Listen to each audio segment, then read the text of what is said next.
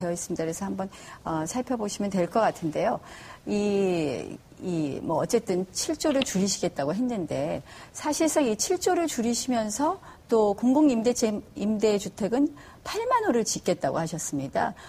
어제는 뭐 그거 SH공사의 뭐 세빛둥둥섬 지분을 팔면 되고 뭐 이미 투자한 송파 문정지구라든지 이런 것 부분에 대해서 분양금을 회수하면 된다고 하셨는데 제 계산으로는 도저히 안 나오거든요. SH공사 뭐 그 세빛둥둥섬 지분은 42억밖에 되지 않는데요. 어떻게 8만 호 진짜 건설하실 수 있습니까? 뭐 구체적인 좀 SH공사 빚도 줄이고 지금 이제 사실은 어제 보니까 SH공사 부채 비율도 좀 다 잘못 말씀하셨던데 부채 비율이 360%인데 500%라고 말씀하셨는데 지금 500% 맞습니다. 다시 한번 확인해 보시고요. 저는 확인이 됐습니다. 네, 우선 그 단식 부기, 복식 부기 아마 우리 시청자들 서울 시민들은 잘 이해를 못 하실 텐데요. 사실은 지금 국가회계법이라든지 지방재정법에 따르면 복식 부기를 쓰게 돼 있습니다. 왜냐하면 이게 지금 기업에서 다 쓰고 있고 중앙정부가 다 쓰고 있고 그리고 대부분의 지방자치단체들도 이미 쓰고 있습니다. 그런데 그야말로 가계부 같은 이런 단식 부기로서는 전체 재정의 흐름을 다 파악하기가 굉장히 힘듭니다. 행안부의 지침에 따라서 재정 공시도 하게 돼 있는데 지금 서울시가 해놓은 그 홈페이지에 나와 있는 그 재정 공시 이거 전부 복식 부기로 돼 있습니다. 거기에 따르면 전체 25조 5천억 부채가 다 나오게 돼 있고요. 그런데 지금 만약에 나 후보께서 주장하시는 단식 부기로 하면 19조밖에 안 되잖아요. 거의 지금 6조의 부채 규모의 차이가 있습니다. 이것은 저는 부채 규모를 파악하는 것뿐만 아니라 실제로 서울시의 정말 재정 균형을 이룩하는데 굉장히 중요한 문제가 있습니다. 저는 이 복식 부기가 지금 앞으로 그러면 서울시장이 되시면 복식 부기를 안 쓰실 예정인가요? 자, 조금 더 파악하시면 아시겠지만요. 서울시 내년 예산도 단식 부기로 예산이 책정되어 있습니다. 다만 공시하는 것은 복식 부기로 되어 있습니다. 그러나 행안부의 채무 현황에 따르면은요, 이것은 단식 부기로 되어 있다는 부분을 다시 한번 다른 지방 채무도 다 단식 부기로 표기되어 있습니다. 한번 확인하시고 어쨌든 단식 부기든 복식 부기든 제가 지금 말씀을 드리는 것은요. 그러니까 단식 부기를 해서 저는 4조를 줄이겠다고 했고 복식 부기를 해서 7조를 줄이신다 그랬는데 공공임대주택 8만 호 저는 아무리 계산해도 5만 호밖에 못 줄이겠더라고요. 못 짓겠더라고요. 그래서 원래 서울시 계획이 6만 호로 되어 있는 거 제가 5만 호만 짓겠다고 공약을 내놨는데 오히려 8만 호 짓겠다 그러시면 토지도 더 있어야 되고 실질적으로 SH공사 부채도 지금 굉장히 더 많다고 주장을 하시면서 어떻게 8만 호 지으려면 8조 들거든요. 그래서 그거 어떻게 재원을 마련하시겠는지 구체적으로 말씀해 주시죠. 저는 이 단식 복식 부기 너무나 중요한 문제라서요. 그러니까 단식 부기 쓰는 사실 기업 없습니다. 질문에 대해서 답변하시고 왜냐하면 계속 제가 다른 말씀하시는데요. 얘기하겠습니다. 그렇게 하시지 마. 그러니까 이것은 너무 심각한 문제라는 걸 저는 분명히 해두고요. 그 단식 부기와 복식 부기의 차이점은 감가상각이나 퇴직금 같은 것이 포함되느냐 안 되느냐 이런 부분이 있습니다. 그래서 지방 채무 현황은 분명히 단식 부기로 돼 있다는 말씀을 다시 한번 드립니다. 저는 8만 호 충분히 가능하다고 생각합니다. 왜냐하면 이 5기 지자체 그러니까 오세훈 시장이 내세웠던 것도 이미 공약했던 것도 6만 호입니다. 그런데 저는 문제가 이것은 중대형이 많기 때문에 이것을 소형으로 바꾸면 훨씬 더 많은 물량을 전세주택으로 만들 수 있다는 것이고요. 아까 말씀드린 것처럼 1, 2인 가구가 46%가 넘습니다. 다시 말하면 큰 주택이 필요 없는 것이죠. 작은 소형주택이 저는 중요하다고 생각합니다. 그래서 기존의 서울시 방식과는 굉장히 다른 저는 고민을 하고 있는데 그것은 다가구 다세대 주택을 구입해서 이미 구입한 게 많죠. 그것들을 리모델링을 해서 소형주택으로 생활주택으로 공급하겠다는 것이고요. 그다음에 아마 어느 방송에 나온 거 보셨을 겁니다. 땅콩하우스라고요. 이게 저는 주택조합형 주택입니다. 마음에 맞는 사람들이 10가구, 20가구 모여서 만드는 것이죠. 이렇게 되면 저는 굉장히 많은 이 주택이 만들어질 수 있고요. 그 다음에 20평방 이하의 원룸텔. 저는 이게 도시의 여러 가지 작은 짜투리 공간, 아까 있다고 말씀하셨잖아요. 그런 것들을 이용해서 원룸텔을 만들면 사실 대학생들에게 또는 아까 말씀드렸던 그 1인 가구들에게 상당한 정도의 이 가구를, 주택을 공급할 수 있다고 생각합니다. 이거 외에도 제가 여러 가지 생각이 있습니다만 시간이 다 됐네요. 이 전세난 주거 안정 대책에 관해서는 사실 아무리 강조해도 지나치지 않는다고 생각하는데요. 그런데 어제 다른 방송에서 우리 나경원 후보께서 비강남권 아파트 재건축 연한 완화, 현장을 가보시니까 그런 요구가 많다 이런 말씀을 하셨는데요.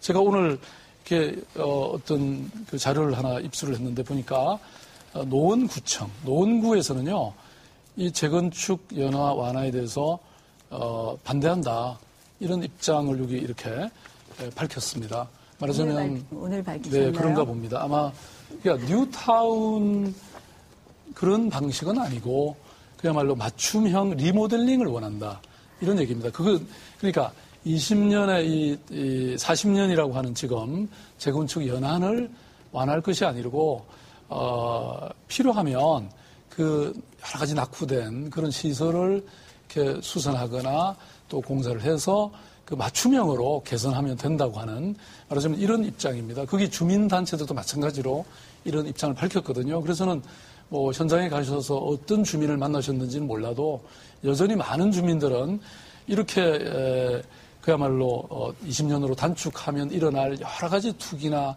이런 것 대신에 이런 방식을 원한다는 말씀을 저는 드리고 싶습니다. 노원구청장이 민주당 출신이시죠. 그래서 제가 그렇게 말씀을 드리고요. 저는 노원구의 권영진 국회의원님과 같이 주민들과 이야기를 해봤다는 말씀을 드리고요. 실질적으로 이 재건축 연한 완화에 대해서 자꾸 뉴타운하고 섞어서 말씀을 하시더라고요, 어제부터. 뉴타운은요, 다세대 다가구 주택을 다시 재개발하는 것, 그래서 재개발 구역을 지정하는 걸 뉴타운 개발 구역을 지정하는 것 중에 한 유형을 뉴타운이라고 말씀을 드릴 수 있고요. 제가 말씀드린 것은 아파트를 재건축하는 것입니다.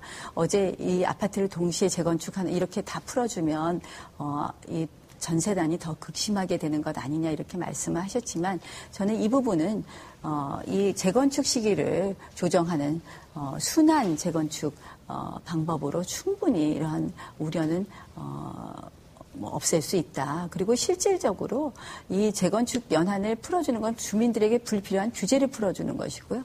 그분들이 그것이 맞지 않다고 생각하면 재건축하지 않고 리모델링을 할 수도 있고 또 그것이 맞다고 생각하면 합의가 있으면 재건축을 하게 되는 것입니다. 그래서 그 지역은 실질적으로 신규 주택의 수요를 충족해줄 공급이 전혀 없기 때문에 그 불편함이 굉장히 많다는 것을 좀 알아주시면 좋겠습니다. 저는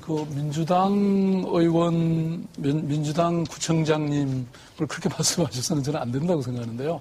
당연히 그분은 또 그 구민들의 입장을 왜 고민하지 않고 그렇게 말씀하시겠습니까? 오늘 갑자기 그걸 내놓으셨다 그래서 제가 네.